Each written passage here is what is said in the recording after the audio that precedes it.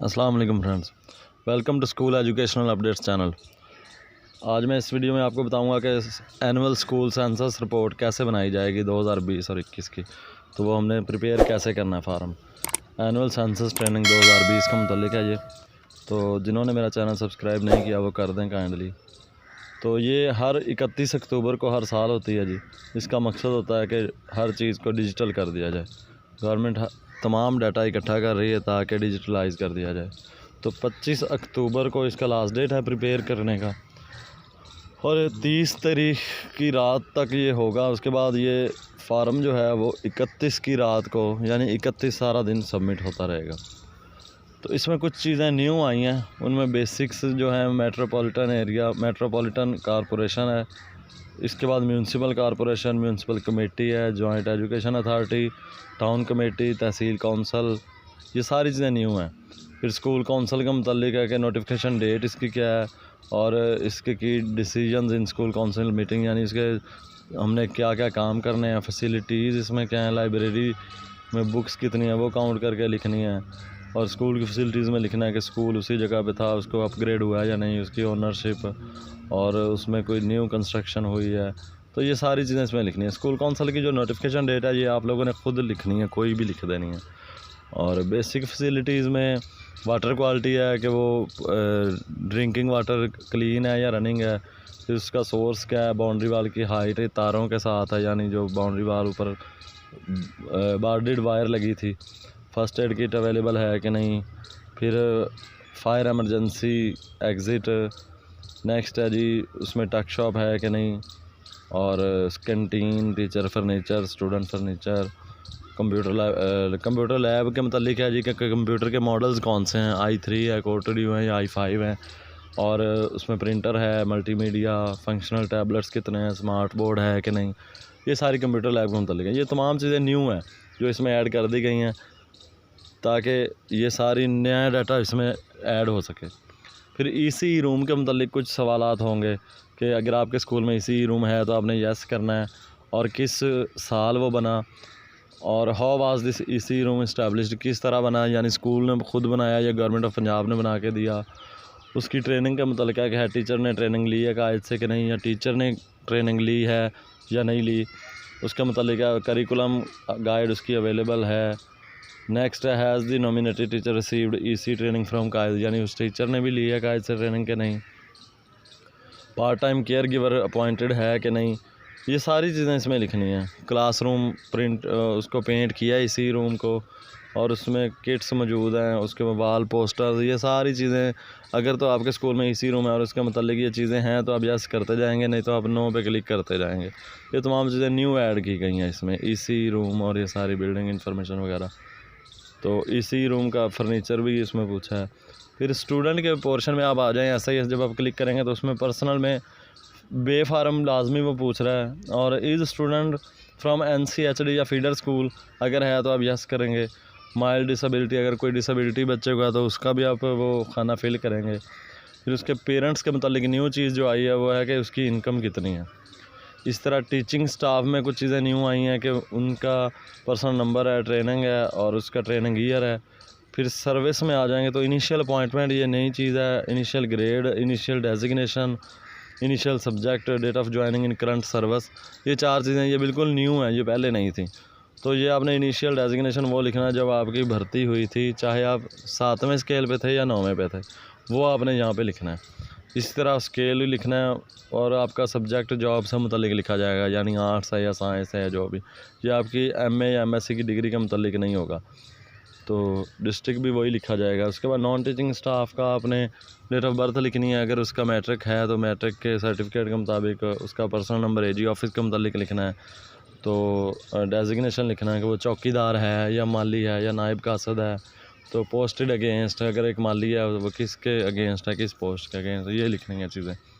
फिर मिसलिनियस में number of trees on ground in school, यानी स्कूल में आपके ग्राउंड में दरख्त कितने हैं, फिर पौधे कितने हैं, और इस सेंसिस ईयर में यानी 31 अक्टूबर 2020 तक आपने कितने नए पौधे लगाए हैं वो आपने यहाँ पे लिखना है। तो उसका रजिस्टर अगर आपके पास है मेंटेन तो उसके बारे में लिखना है। और डिबेटिंग सोसाइटी अगर है जो इसके बारे में अवेयरनेस देती है तो वो लिखना है। साइंस क्लब यानी वो जो सफाई वाले या साइंस क्लब वाले वो भी लिखने हैं कि जिन्होंने साइंस के मतलब बच्चों को आगाही देनी है, तो वो अगर है तो यस करें। स्कूल मैगज़ीन अगर आती है लगी हुई है तो वो लिखें यस, और हॉस्टल फैसिलिटी है तो फिर भी यस, और लोकल फूड अवेलेबिलिटी यस है तो फिर आप यस करेंगे। तो ये आपका सेंसस पे हम होम स्क्रीन पे आ जाते हैं जी। सेंसस 2020 पे सबसे पहले हमने क्लिक करना है। ये आपका SIS ओपन है जी। तो सेंसस 2020 पे ओपन करने से ये पहले स्टूडेंट्स के बारे में आपको बताना चाहूँगा कि न्यू ECE क्लास इसमें ऐड कर दी गई है इस वर्जन में। तो आपने न्यू बच्चा इनरोल करना है, इनरोल न्यू स्टूडेंट पे क्लिक करें और ओके करेंगे। तो उसमें कुछ नई चीज़ें उसमें ऐड हो गई हैं। वो आपसे पूछेगा कि आप किस क्लास में बच्चे को ऐड करना चाह रहे हैं। मैं कहता हूँ कि ECE रूम में।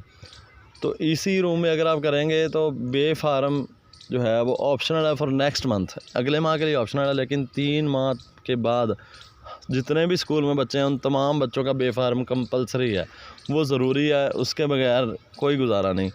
और ये बच्चे इनरोलमेंट से ख़त्म हो जाएंगे अगर उनका हम बे फार्म ऐड नहीं करेंगे। तो इसलिए आप लोगों को चाहिए कि आप बे फार्म बच्चों के बनवा लें। 3 माह तक ये लाजमी है। 3 माह के बाद ये आपके बच्चों की इनरोलमेंट आपको दोबारा करनी पड़ेगी, बे फार्म वाले ही काउंट किए जाएंगे। तो अगर किसी बच्चे के पास बे फार्म अब नहीं है और वो दाखिल होने आता है तो आप उसको इनकार मत करें, उसको दाखिल करें, लेकिन बे फार्म उसे कहें कि बनवा ले। और इसमें इनकम ऑफ स्टूडेंट पेरेंट्स का न्यू चीज़ ये ऐड की गई है। तो ये 10,000 से लेके आपके 50,000 तक है, उसके ऑप्शन दिए हैं उसने।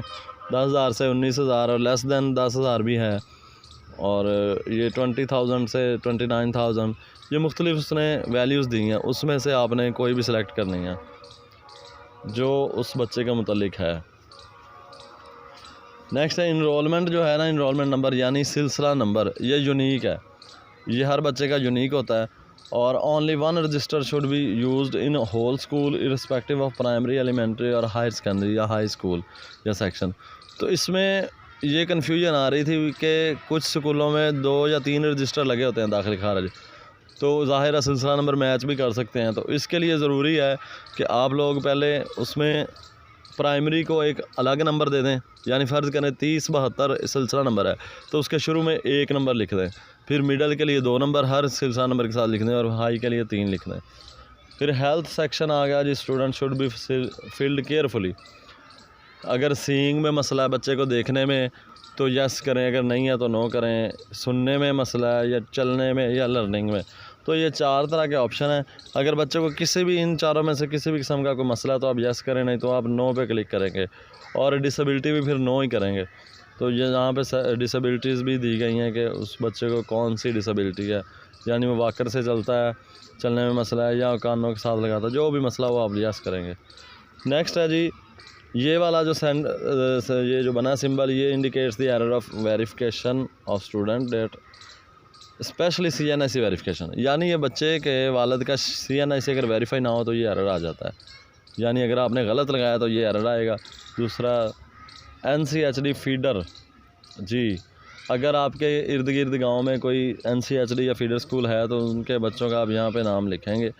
और एक बच्चा जो है, एक ID कार्ड जो है वालिद का, उस पर 5 बच्चे इनरोल हो सकते हैं। और ये जो आपकी एडिटिंग है ये 1 माह के लिए रहेगी।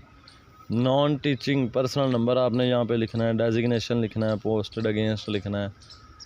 तो अगर जी टीचर डाटा में ये 3 चीज़ें आ गई हैं। इनिशियल डेजिग्नेशन, अब इनिशियल डेजिग्नेशन में वो आएगा जब वो भर्ती हुआ था गवर्नमेंट ऑफ पंजाब के स्कूल एजुकेशन डिपार्टमेंट में, यानी अगर वो पहले ESC था, अब चाहे वो SST है तो वो यहाँ पे ESC लिखेंगे। फिर रेगुलर टीचर्स जो हैं उनका वो PST हो जाएंगे, अगर वो आर्ट्स के हैं या साइंस के हैं, उनके लिए सबके लिए अब PTC जो थे वो भी PST हो जाएंगे।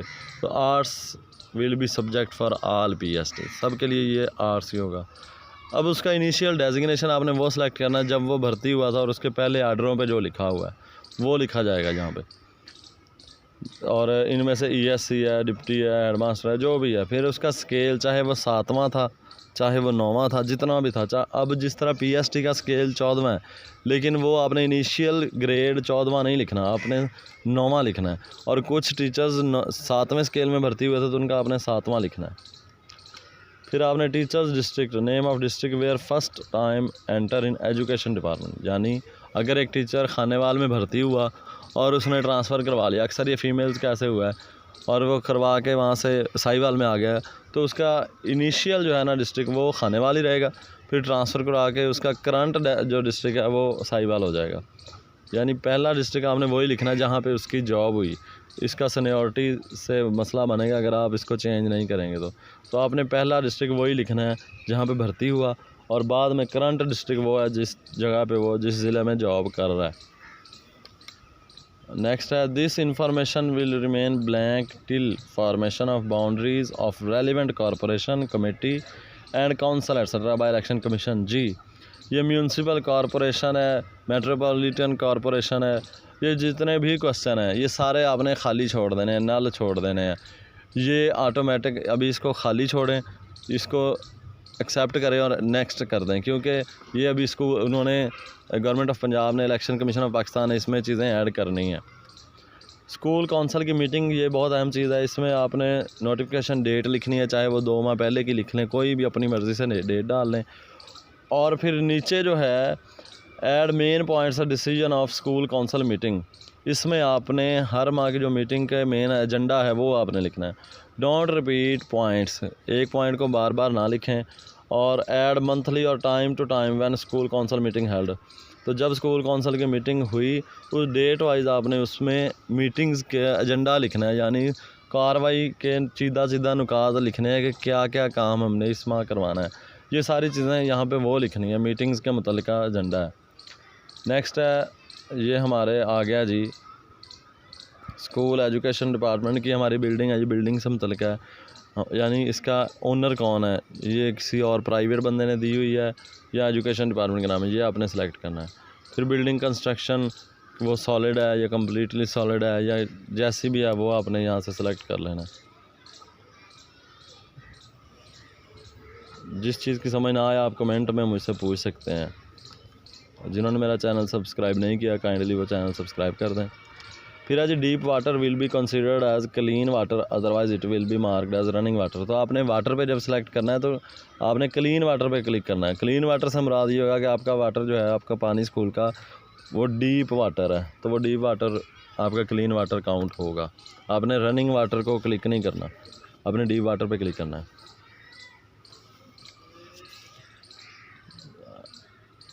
ये सारी चीज़ें आप देख रहे हैं जी, आपके सामने है tab. Next, 8 feet including reservoir from outside, आपकी जो 4 दीवारी है उसकी बुलंदी 8 फुट होनी चाहिए।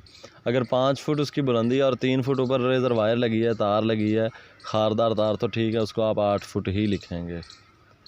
उसके बाद टोटल टीचर्स चेयर्स लिखेंगे, टेबल्स लिखेंगे, सेफ अलमारी लिखेंगे, 3 सीटर डेस्क बेंच लिखेंगे। अगर किसी स्कूल में 2 हैं यानी 2 सीटर हैं तो वो भी आप लिख देंगे टेम्परेरी, बाद में इसको एडजस्ट किया जा सकता है। और आप स्कूल ग्राउंड के बारे में लिखेंगे कि प्लेइंग फैसिलिटीज़ कौन सी हैं आपके स्कूल में, वो लिखेंगे। फिर आप ट्रीज़ के मतलब लिखेंगे ग्रीन पाकिस्तान कैंपेन इंफॉर्मेशन। और local food availability, local food availability यानी इससे मुराद है कि आपके स्कूल के इर्द गिर्द उस गांव में या शहर में उसकी सराउंडिंग में कौन सी चीज़ अवेलेबल है। मिल्क है, अंडे हैं, खजूरें हैं, दूध, जो चीज़ भी यहाँ से आपने आपके इर्द गिर्द पाई जाती है, आपके इर्द गिर्द अवेलेबल है, वो आपने यहाँ से क्लिक कर देना। तो उसके बाद ग्रीन पाकिस्तान कैंपेन इंफॉर्मेशन में आप लिखेंगे कि कितने ट्री लगाए गए और उसकी सोसाइटी एग्जिस्ट कर रही है या नहीं, ये तमाम चीज़ें हैं। लोकल फूड अवेलेबिलिटी में आपने ये तमाम चीज़ें सेलेक्ट कर देनी है जो आपके स्कूल के सराउंडिंग में पाई जाती हैं।